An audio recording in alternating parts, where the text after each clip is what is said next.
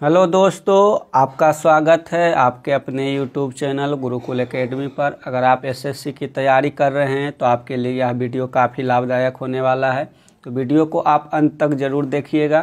तो चलिए शुरू करते हैं आज के पहले क्वेश्चन से। आज का पहला क्वेश्चन है, इसमें पूछा गया है कि भारत के संविधान के किस अनुच्छेद के अंतर्गत सशस्त्र बलों के सदस्यों के मौलिक अधिकार विशेष रूप से प्रतिबंधित किए जा सकते हैं।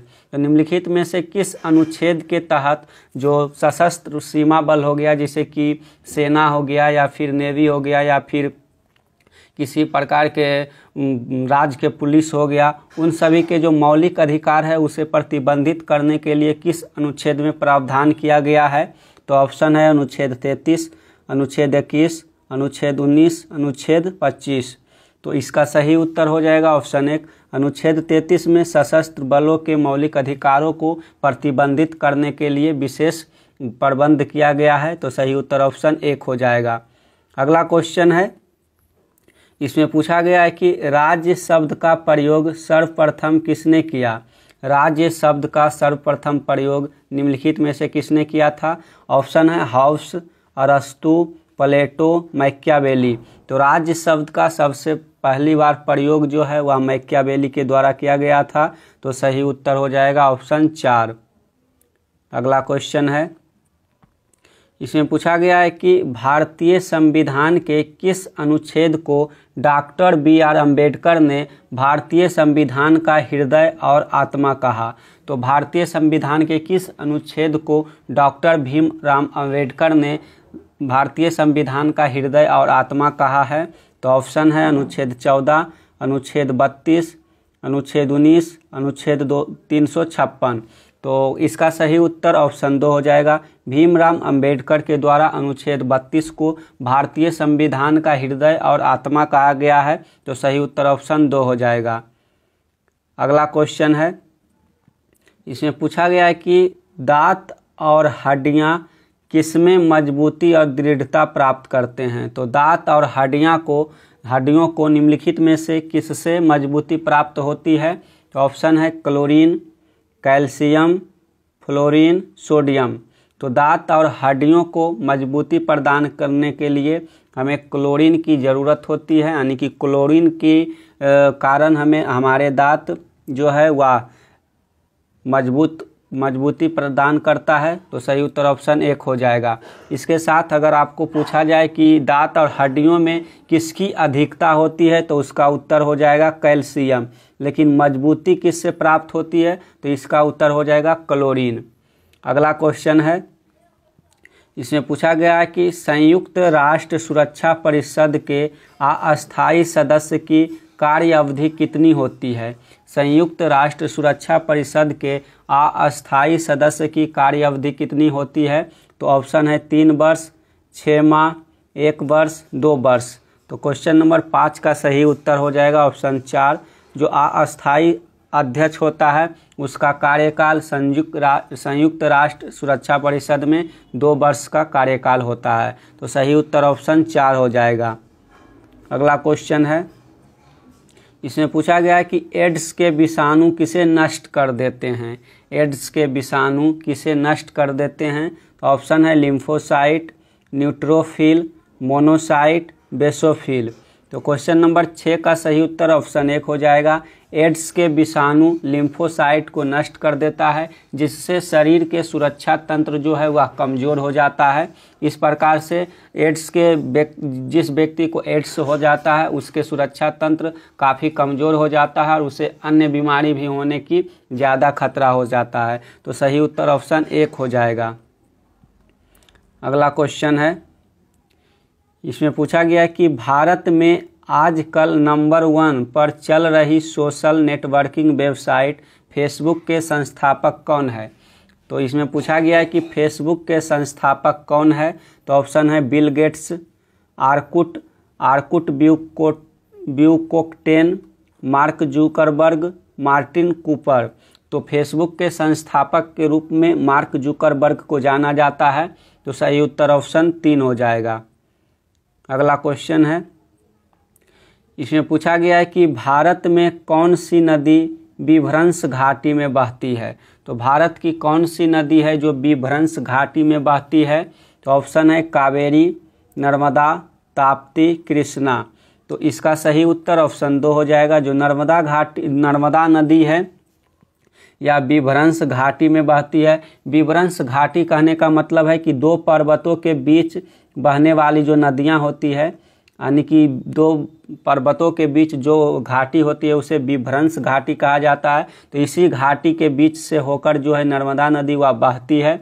तो इसका उत्तर हो जाएगा ऑप्शन 2। अगला क्वेश्चन है, इसमें पूछा गया है कि भारतीय संसद के संयुक्त सत्र की अध्यक्षता कौन करता है? भारतीय संसद के संयुक्त सत्र की अध्यक्षता निम्नलिखित में से कौन करता है? तो ऑप्शन है लोकसभा अध्यक्ष, भारत का राष्ट्रपति, संसद का वरिष्ठतम सदस्य, राज्यसभा का सभापति। तो क्वेश्चन नंबर 9 का सही उत्तर ऑप्शन 1 हो जाएगा। भारतीय संसद के संयुक्त सत्र का अध्यक्षता भारत के लोकसभा अध्यक्ष के द्वारा किया जाता है। तो सही उत्तर ऑप्शन 1 हो जाएगा। अगर लोकसभा अध्यक्ष उपस्थित नहीं हो तो इसके स्थान पर लोकसभा के उपाध्यक्ष इसकी अध्यक्षता करेगा। अगला क्वेश्चन, इसमें पूछा गया है कि स्वतंत्रता के पूर्व संध्या पर निम्नलिखित में से किस आंदोलन ने सबसे बड़ा कृषक छापामार युद्ध देखा? तो ऑप्शन है नोआखली आंदोलन, तेभागा आंदोलन, पुनाप्रा वायरल आंदोलन, तेलंगाना आंदोलन। तो इसका सही उत्तर ऑप्शन 4 हो जाएगा। जो स्वतंत्रता के पूर्व संध्या थी उस समय भारत में सबसे बड़ा कृषक छापामार युद्ध हुआ था, उसे तेलंगाना आंदोलन के रूप में जाना जाता है। तो सही उत्तर 4 हो जाएगा। अगला क्वेश्चन है, इसमें पूछा है कि पाकिस्तान नाम किसने गढ़ा था? तो पाकिस्तान जो नाम है वह किसके द्वारा दिया गया था? तो ऑप्शन है मोहम्मद अली जिन्ना, फजलुक हक, लियाकत अली खान, चौधरी रहमत अली। तो इसका जो उत्तर हो जाएगा, पाकिस्तान शब्द गढ़ने वाला व्यक्ति जो था वह चौधरी रहमत अली था, जो कि लंदन में पढ़ता था। तो सही उत्तर ऑप्शन 4 हो जाएगा। अगला क्वेश्चन है, इसमें पूछा गया कि किस चार्टर एक्ट से चीन के साथ ईस्ट इंडिया कंपनी का व्यापार एकाधिकार समाप्त हुआ? किस चार्टर एक्ट से चीन के साथ ईस्ट इंडिया कंपनी का व्यापार एकाधिकार समाप्त हुआ? तो ऑप्शन है charter act 1793, charter act 1813, charter act 1833, charter act 1853। तो इसका जो उत्तर हो जाएगा ऑप्शन 3 हो जाएगा।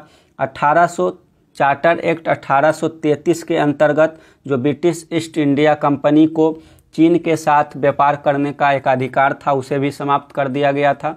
1813 के चार्टर एक्ट के अनुसार जो ब्रिटिश ईस्ट इंडिया कंपनी था, इसके भारत के साथ व्यापार का जो एकाधिकार था इसे समाप्त कर दिया गया था, लेकिन चाय और चीन के साथ व्यापार पर एकाधिकार ईस्ट इंडिया कंपनी को ही दिया गया। लेकिन 1833 के चार्टर एक्ट से पुनः जो ब्रिटिश ईस्ट इंडिया कंपनी को चीन के साथ व्यापार करने का एकाधिकार था उसे भी समाप्त कर दिया गया और इंग्लैंड के सभी अन्य कंपनियों के लिए भी खोल दिया गया। तो सही उत्तर ऑप्शन 3 हो जाएगा। अगला क्वेश्चन है, इसमें पूछा है कि निम्नलिखित में से किसका गलत जोड़ा बनाया गया है? निम्नलिखित में से कौन जो है वह गलत जोड़ा है? ऑप्शन है केरल, करगम, गुजरात, गरबा, उत्तर प्रदेश, नौटंकी, पश्चिम बंगाल, जाटिन। यानी कि इस साइड राज्य है और इस साइड उस राज्य से रिलेटेड नृत्य है। तो कौन सा जो जोड़ा है वह गलत है? तो इसका उत्तर हो जाएगा ऑप्शन 1 जो केरल है। केरल में करगम नामक कोई नृत्य नहीं होता है। बाकी का जो ऑप्शन है वह सही है। गुजरात में गरबा नामक नृत्य होता है, उत्तर प्रदेश में नौटंकी, पश्चिम बंगाल में जाटिन। तो ये बाकी के 3 जो ऑप्शन है वह सही सुमेलित है, लेकिन ऑप्शन नंबर 1 है वह गलत सुमेलित है। तो सही उत्तर ऑप्शन 1 हो जाएगा। अगला क्वेश्चन है, इसमें पूछा गया है कि मानव मस्तिष्क का कौन सा अंग निगलने और उगलने का नियामक केंद्र है? यानी कि मानव मस्तिष्क का कौन सा हिस्सा है जो खाना को निगलने या फिर उसे उल्टी करने के लिए उसे नियंत्रित करता है? तो ऑप्शन है पोन्स, प्रामस्तिष्क, मेडुला ऑब्लोंगेटा, अनुमस्तिष्क। तो इसका उत्तर हो जाएगा ऑप्शन 3 मेडुला ऑब्लोंगेटा के द्वारा निगलने और उगलने का जो नियामक केंद्र है वह मेडुला ऑब्लोंगेटा कहलाता है। तो सही उत्तर ऑप्शन 3 हो जाएगा। अगला क्वेश्चन है, इसमें पूछा गया है कि वह एकमात्र देश कौन सा है जिसके डाक टिकट पर उसका नाम नहीं है। वह एकमात्र देश कौन सा है जिसके डाक टिकट पर उसका नाम नहीं है। तो ऑप्शन है यूएसए, जापान, यूके, पाकिस्तान। तो इसका उत्तर हो जाएगा ऑप्शन 3। जो यूके का डाक टिकट है उस पर यूके का नाम लिखा हुआ नहीं है। तो सही उत्तर हो जाएगा ऑप्शन 3। अगला क्वेश्चन, एक बात बता देते हैं, जो यूके है यूनाइटेड किंगडम के अंतर्गत कई देश आ जाते हैं। इस कारण इसके कोई प्रॉपर एक देश का नाम उसके डाक टिकट पर नहीं लिखा हुआ है। जैसे कि यूके के अंतर्गत इंग्लैंड आ जाता है, उसके साथ साथ जो उत्तरी आयरलैंड है वे आ जाता है। इसके साथ जो एक और देश आता है छोटा सा है वो भी, यानी कि यूनाइटेड किंगडम के अंतर्गत टोटल 3 देश आ जाता है। इस कारण से इसके टिकट पर किसी एक देश का प्रॉपर नाम नहीं लिखा है। अगला क्वेश्चन है, इसमें पूछा गया है कि ब्रह्मांड सुंदरी पुरस्कार की प्रथम महिला विजेता कौन थी। ब्रह्मांड सुंदरी पुरस्कार की प्रथम महिला विजेता कौन थी। ऑप्शन है रीता फाड़िया, ऐश्वर्या राय, सुष्मिता सेन, लारा दत्ता। यानी कि ये भारत के परिप्रेक्ष्य में पूछा गया है कि भारत की प्रथम महिला कौन थी जो ब्रह्मांड सुंदरी पुरस्कार जीती थी। तो सही उत्तर ऑप्शन 1 हो जाएगा। रीता फाड़िया जो भारत की प्रथम महिला है वह मिस वर्ल्ड के रूप में चुनी गई थी। तो सही उत्तर 1 हो जाएगा। अगला क्वेश्चन है, इसमें पूछा है कि मानव शरीर की सबसे बड़ी रक्त वाहिका कौन सी है। मानव शरीर की सबसे बड़ी रक्त वाहिका निम्नलिखित में से कौन सी है। ऑप्शन है फुफ्फुसीय धमनी, एसिटोबैक्टर, महाधमनी, हृदय धमनी।